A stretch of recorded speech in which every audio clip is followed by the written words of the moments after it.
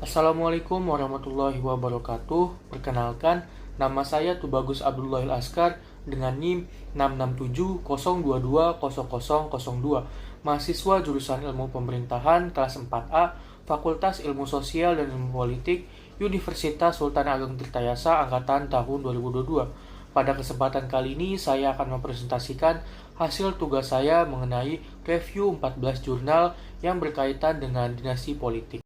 Jurnal pertama yang saya ambil ialah jurnal yang berjudul Dinasti Politik pada Pemerintahan di Tingkat Lokal, karya Adela Fitri pada tahun 2019, yang dimana di dalam jurnal ini memiliki pokok bahasan mengenai fenomena politik dinasti yang terjadi di negara-negara yang menganut paham demokrasi, termasuk Indonesia sendiri, yang dimana di Indonesia sendiri pada saat ini dinasti politik ini dapat tumbuh subur dan menjamur di berbagai wilayah di Indonesia.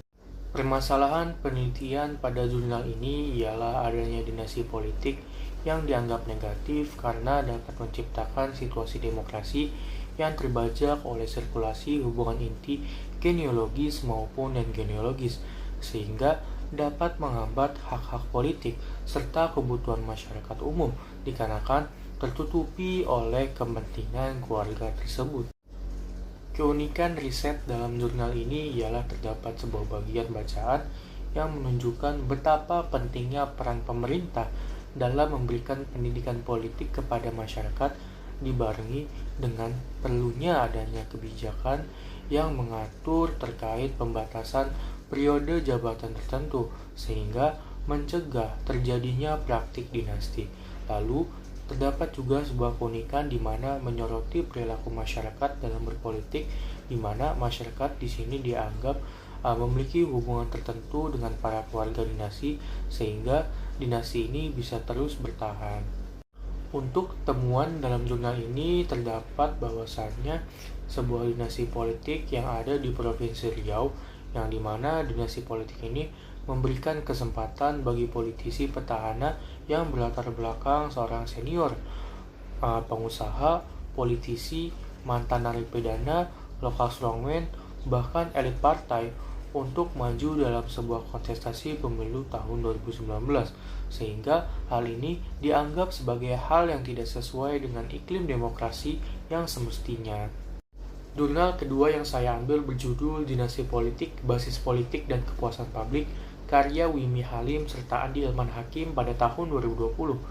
Jurnal ini memiliki pokok bahasan mengenai dinasti politik yang terjadi di Kabupaten Kediri, yang dimana terdapat sebuah dinasti yang sangat terkenal di sana, yakni dinasti Sutrisno yang sudah memimpin Kabupaten Kediri selama 4 periode lamanya, sehingga memunculkan berbagai sentimen kepuasan publik mengenai kepemimpinan dinasti Sutrisno ini. Permasalahan pada penelitian ini ialah munculnya berbagai macam sentimen publik mengenai kepuasan dari kepemimpinan dinasti Sutrisno ini di Kediri. Nah, untuk keunikan dalam jurnal ini ialah terdapat sebuah indikator yang menunjukkan tingkat kepuasan masyarakat di sekitar Kabupaten Kediri terhadap kepemimpinan dinasti Sutrisno yang sudah menguasai Kediri selama 4 periode lamanya. Nah, untuk temuan dalam jurnal ini ialah menunjukkan tingkat masyarakat yang puas akan kepemimpinan Sutrisno selama memimpin wilayah Kabupaten Kediri selama 4 periode lamanya. Selain itu juga ditemukan bahwasanya dinasti Sutrisno ini memiliki modal sosial yang sangat baik. Hal ini dikarenakan keluarga Sutrisno ini memegang teguh prinsip Islam Jawa sehingga menarik masyarakat untuk ikut dan manut kepada Sutrisno. Jurnal ketiga yang saya ambil berjudul Mencegah Terbentuknya Dinasti Politik melalui Pola Rekrutmen Pola Politik, Studi Kasus Pencalonan Kepala Daerah di Solo pada tahun 2020. Jurnal ini merupakan karya Imro Atunika pada tahun 2021. Jurnal ini memiliki pokok bahasan upaya untuk mencegah pembentukan dinasti politik melalui pola rekrutmen politik. Hal ini dikarenakan tumbuh suburnya dinasti politik itu tidak terlepas dari peran partai politik dalam proses rekrutmen politik. Permasalahan pada penelitian ini ialah adanya masalah dalam hal perekrutan calon-calon kader politik, yang dimana para calon kader politik ini yang dicalonkan itu kadang-kadang masih kurang mumpuni dan malah mengarah pada adanya pembentukan dinasti di suatu daerah. Selain itu juga, penulis jurnal ini menekankan pada bagaimana model rekrutmen partai politik yang ideal untuk mencegah terbentuknya dinasti politik di Indonesia. Keunikan dalam jurnal ini ialah memfokuskan pada permasalahan dinasti politik di Indonesia yang muncul akibat adanya kelalaian petugas terkait yang menerima calon-calon tertentu yang dianggap belum mumpuni. Sedangkan temuan dalam jurnal ini ialah pencalonan Gibran Rakabuming Raka yang dianggap sebagai salah satu upaya Jokowi dalam mempertahankan kekuasaannya di Indonesia, sehingga hal ini menimbulkan kecurigaan masyarakat Indonesia yang menyebabkan tergerusnya citra Jokowi sebagai presiden yang dianggap tidak pernah mencampuri urusan politik dengan keluarga, akan tetapi citranya itu memburuk dikarenakan menyalonkan putra sulungnya sebagai calon wali kota Solo pada masa itu. Nah, selanjutnya untuk jurnal yang keempat adalah jurnal yang berjudul Politik Dinasti dan Desentralisasi karya Robinson Sembiring dan Muba Simanihuruk yang terbit pada tahun 2018. Jurnal ini memiliki pokok bahasan mengenai sejarah awal munculnya dinasti politik di Indonesia yang dimulai pada tahun 1999, yang dimana pada saat itu setelah masa reformasi yang dilakukan oleh mahasiswa dan masyarakat di Indonesia, dikeluarkanlah kebijakan desentralisasi yang dimana memperluas masyarakat Indonesia untuk melakukan kegiatan pemerintahannya di daerahnya masing-masing. Akan tetapi, kebijakan ini disalahgunakan oleh sebagian orang untuk membangun pundi-pundi dinasti politik di wilayahnya. Permasalahan pada penelitian ini ialah munculnya berbagai macam dinasti politik di wilayah Indonesia. Nah, terutama di sini pada jurnal ini penulis ingin mencari tahu dinasti-dinasti yang muncul di Kota Medan, Kabupaten Deli Serdang, serta Kabupaten Samosir. Selanjutnya, keunikan dalam jurnal ini ialah penulis mengeksplorasi dinasti politik yang terjadi pada 3 wilayah, yakni Kota Medan, Kabupaten Deli, dan Kabupaten Samosir. Selain itu juga terdapat sebuah cocokologi yang dimana penulis itu menyatakan bahwasanya di Sumatera Utara jika Gubernur Sumatera Utara itu dipimpin oleh Marga Harahap, maka akan muncul rezim namanya Rehab atau Regar dan Harahap. Dan apabila gubernur berganti dipimpin oleh Bermarga Nasution, maka akan lahir rezim Lunas atau Lubis dan Nasution. Nah, temuan pada penelitian ini ialah di Medan, kasus korupsi dan biaya politik pilkada mempengaruhi keterbentukan dinasti. Di Deli Serdang, heterogenitas wilayah dan basis politik yang sudah lama mempengaruhi dinasti tidak memunculkan adanya dinasti politik. Sedangkan di Samosir, dinasti sempat tumbuh berdasarkan margaisme, tetapi kebijakan pemilu menghambatnya. Artinya dinasti politik itu belum sepenuhnya tumbuh dan berkembang dengan baik itu di Sumatera Utara. Nah, untuk jurnal kelima saya mengambil jurnal yang berjudul Desentralisasi, Dinasti Politik dan Kemiskinan di Indonesia. Jurnal ini merupakan jurnal karya Soejarwoto yang diterbitkan pada tahun 2018. Jurnal ini memiliki pokok bahasan untuk mencari tahu apakah munculnya sebuah dinasti politik itu dapat mempengaruhi kondisi ekonomi masyarakat Indonesia di berbagai wilayah. Jurnal ini juga memiliki fokus permasalahan untuk mencari tahu kondisi kemiskinan di daerah-daerah yang dikuasai oleh dinasti politik di Indonesia. Selain itu juga, jurnal ini juga untuk mencari tahu bagaimana hubungan dinasti politik terhadap kemiskinan orang-orang Indonesia, serta apakah konsekuensi dinasti politik terhadap kemiskinan di Indonesia. Nah, sedangkan keunikan jurnal ini ialah di dalamnya itu terdapat sebuah data di mana penulis ini menggunakan data statistik dan data dari Badan Survei Ekonomi Indonesia serta lembaga statistik lainnya, sehingga data yang dihasilkan itu bisa dikatakan data yang sangat akurat sesuai dengan apa yang terjadi di lapangan.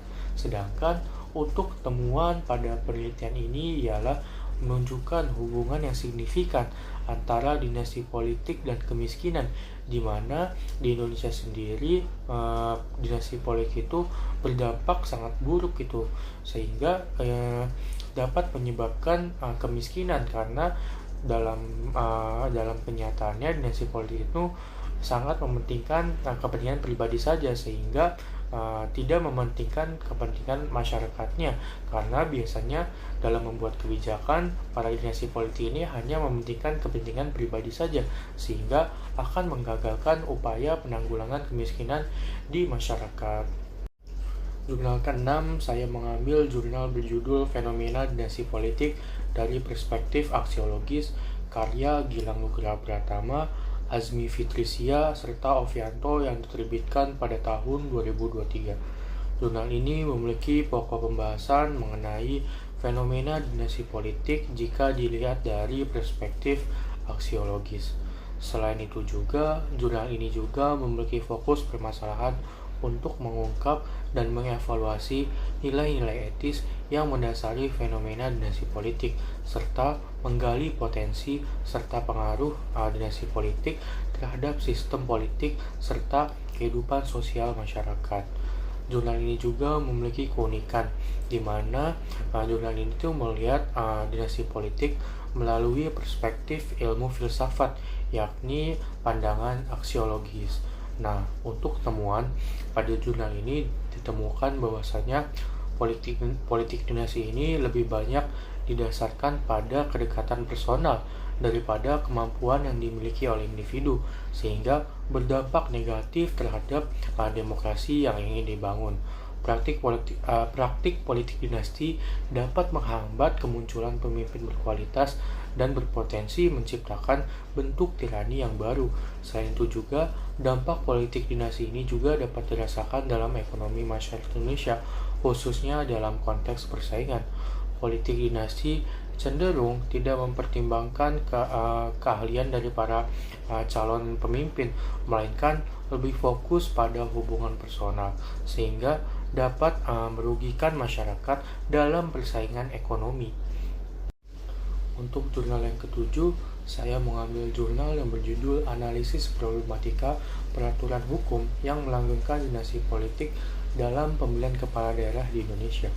Jurnal ini disusun oleh Fahma Farika, Afriansyah Mufti Akbar, dan Hana Reswara Ardiana pada tahun 2023. Jurnal ini memiliki pokok bahasan yakni untuk menelusuri regulasi hukum yang mempengaruhi bertahannya sebuah dinasti politik di Indonesia. Selain itu juga, jurnal ini memiliki fokus permasalahan yakni untuk mencari tahu celah hukum yang memungkinkan dinasti politik itu dapat terus bertahan, serta bagaimana regulasi hukum saat ini memfasilitasi atau menghambat dinasti politik. Untuk keunikan pada jurnal ini ialah terdapat bahwasanya dalam jurnal ini menyatakan bahwa akar masalah dinasti politik terletak pada kurangnya regulasi dalam pemilihan umum yang dapat memperpanjang praktik dinasti di Indonesia.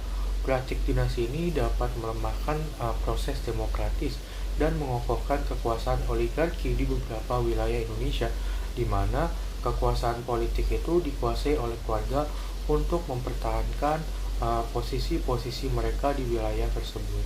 Nah, sedangkan untuk temuan dalam jurnal ini ialah dalam pemilihan kepala daerah 2020 ditemukan bahwasanya terdapat 270 daerah yang mengikuti pesta demokrasi, dan juga terdapat 94 pasangan calon kepala daerah yang merupakan berlatar belakang dari dinasti politik. Hal ini tentunya bisa terjadi karena adanya lemah dan jeleknya mekanisme perekrutan dan kaderisasi partai politik, serta lemahnya aturan dalam pemilihan kepala daerah untuk meminimalkan praktik politik dinasti dan meningkatkan kualitas demokrasi di Indonesia. Nah, untuk jurnal yang ke-8, saya mengambil jurnal yang berjudul Analisis Kegagalan Dinasti Politik di Kota Sungai Penuh tahun 2020. Jurnal ini merupakan karya Dimas Rizal dan Zarkasi yang diterbitkan pada tahun 2022 yang lalu. Pokok bahasan jurnal ini ialah mencari tahu penyebab gagalnya bertahan dinasti politik di Kota Sungai Penuh pada pemilu tahun 2020 yang lalu.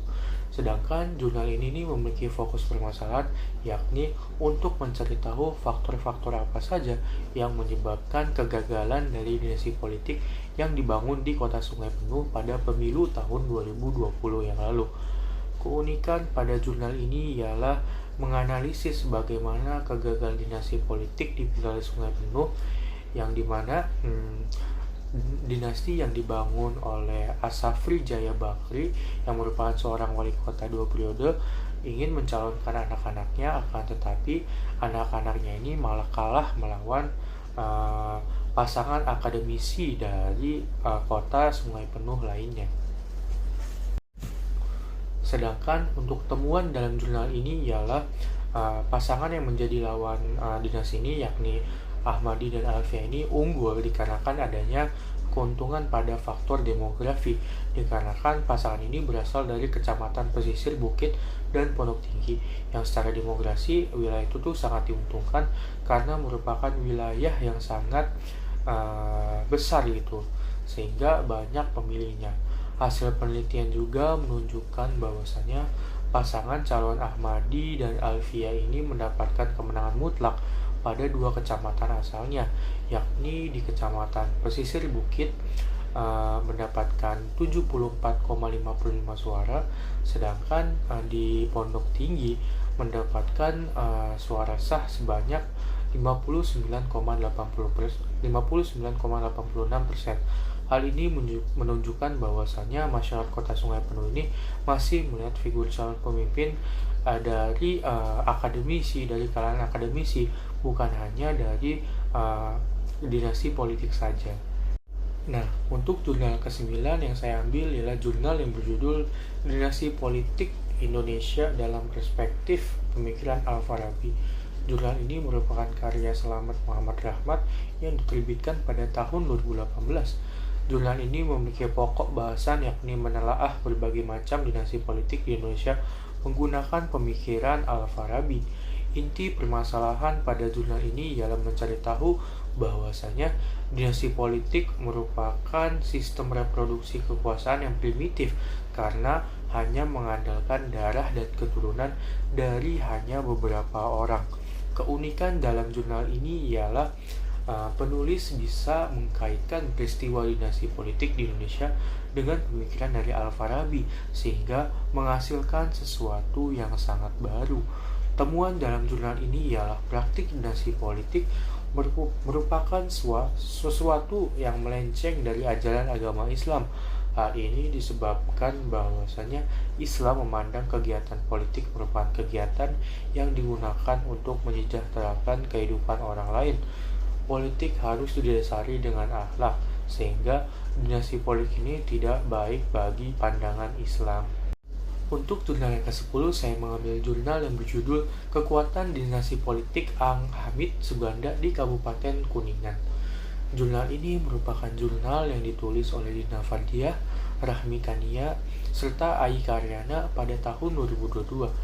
Jurnal ini memiliki pokok bahasan mengenai kekuatan dinasti politik yang dibangun oleh Ang Hamid di Kabupaten Kuningan, sehingga dinasti ini tuh menimbulkan berbagai macam perspektif karena dinasti politik itu seharusnya sistem yang buruk dan bertolak belakang dengan demokrasi. Permasalahan pada jurnal ini ialah untuk mencari tahu latar belakang terbentuknya dinasti yang dilakukan oleh keluarga Bapak Ang Hamid beserta istri hingga anaknya dari tahun 2003 hingga tahun 2013. Keunikan dalam jurnal ini ialah dinasti politik yang dilakukan oleh keluarga Ang Hamid ini disambut positif oleh masyarakat. Sedangkan untuk temuan dalam jurnal ini ialah menunjukkan bahwasannya Ang Hamid Suganda ini telah membangun pengaruh politik pada masa kepemimpinannya, yang dimana Ang Hamid ini mendapat julukan sebagai Bapak Hotmix, yakni Bapak Pembangunan di Kuningan, sehingga hal itu terbukti itu Ang Hamid ini menciptakan citra baik di Kabupaten Kuningan, sehingga pada masa jabatannya habis pun Ang Hamid ini masih sangat dihormati di daerah Kuningan. Untuk jurnal yang ke-11, saya mengambil jurnal yang berjudul Dinasti Politik pada Pilkada 2020 di Jawa Timur dari Perspektif Rational Choice. Jurnal ini merupakan karya Yunita Rahma yang diterbitkan pada tahun 2022.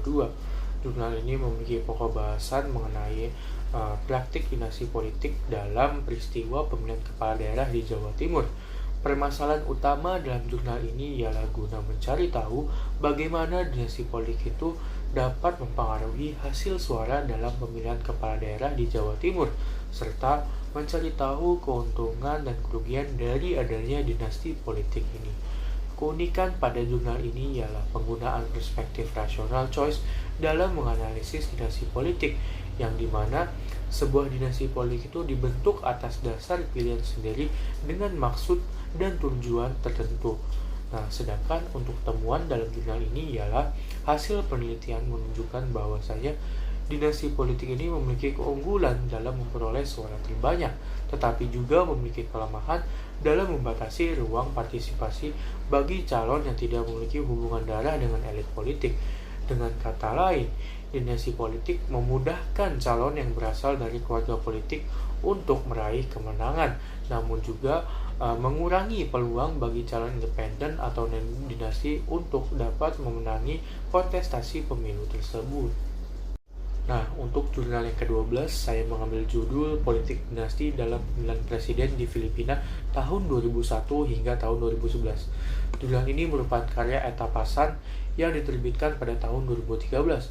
Jurnal ini memiliki pokok bahasan untuk menganalisis perkembangan dinasti politik yang terjadi di Filipina pada tahun 2001 hingga tahun 2011. Permasalahan pada jurnal ini ialah timbulnya pro dan kontra di kalangan masyarakat Filipina terkait makin kokohnya dinasti Gloria Arroyo dan Benigno Simon yang menunjukkan inkonsistensi aturan dan hukum yang berlaku di Filipina.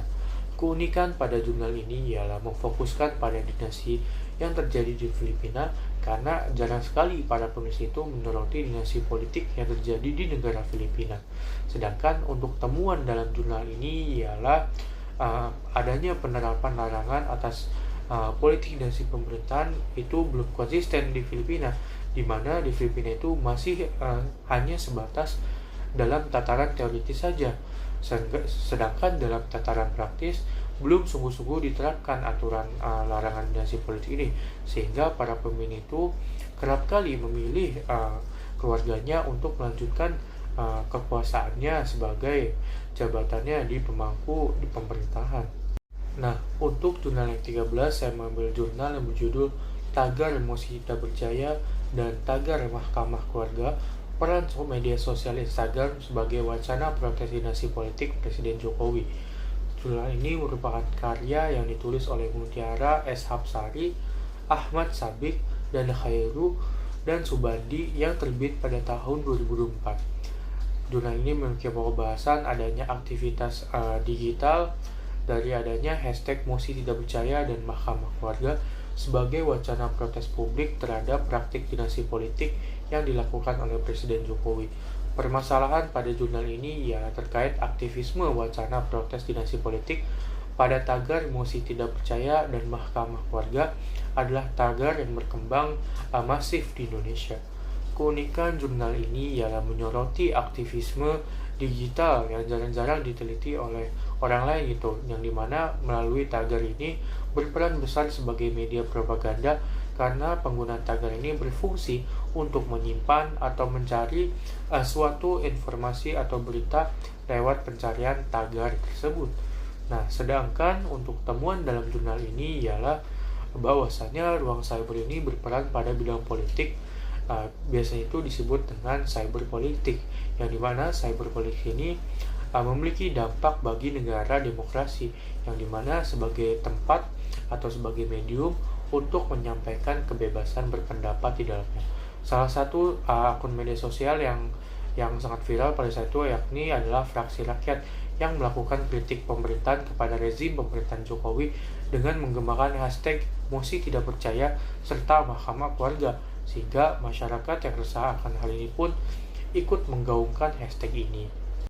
Untuk jurnal yang ke-14 dan yang terakhir, saya mengambil judul Jurnal Persepsi Masyarakat terhadap Politik Dinasti Kepala Desa Kepuh, Kecamatan Kertosono, Kabupaten Nganjuk.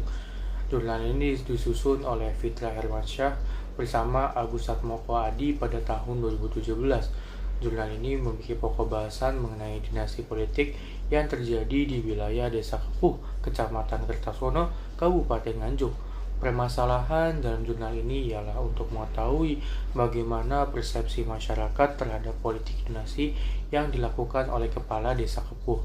Keunikan jurnal ini ialah isinya itu mengenai persepsi-persepsi masyarakat di Desa Kepuh terkait dinasti politik, yang dimana rata-rata penduduk Desa Kepuh itu menerima adanya sebuah dinasti politik. Nah, sedangkan untuk temuan dalam jurnal ini ialah sebanyak 90% masyarakat Desa Kepuh ini memiliki kedekatan dengan kepala desa yang melakukan dinasti politik ini. Bahkan masyarakat desa itu menganggap dinasti merupakan hal yang wajar terjadi, sehingga masyarakat desa itu menganggap dinasti adalah hal-hal yang normal saja. Kiranya cukup sekian yang hanya bisa saya sampaikan. Kurang lebihnya mohon maaf.